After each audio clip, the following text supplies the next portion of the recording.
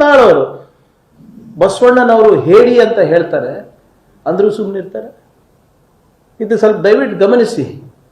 ಸಂವಿಧಾನದಲ್ಲಿ ಯಾರ ಆಶಯಗಳಿರೋದು? ಬುದ್ಧನ ಆಶಯ, ಬಸವನ ಆಶಯ, ಸಮಬಾಳು ಸಮಪಾಲು. ಬಸವಣ್ಣ ಅವರ ಹೆಸರು ಹೇಳ್ಬಿಟ್ಟು ಓಟ್ ತಗೋತೀರಾ.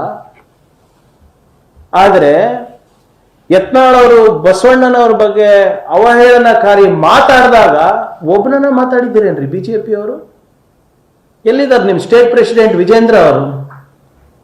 ಇದೇ ಕುಮಾರಸ್ವಾಮಿ ಅವರು ನಿಮ್ಮ ತಂದೆಯವರಿಗೆ ಅಧಿಕಾರ ಹಸ್ತಾಂತರ ಮಾಡಿಲ್ಲ ಅಂತ ಹೇಳಿ ಲಿಂಗಾಯತ್ ಸಮಾಜದ ಹೆಸರಲ್ಲಿ ಇಡೀ ರಾಜ್ಯ ತುಂಬಾ ಓಡಾಡಿ ಕಣ್ಣೀರು ಸುರಿಸಿ ಮುಖ್ಯಮಂತ್ರಿ ಆಗಿದ್ದು ಬಸವಣ್ಣನವರ ಹೆಸರಲ್ಲಿ ಅಲ್ಲಪ್ಪ.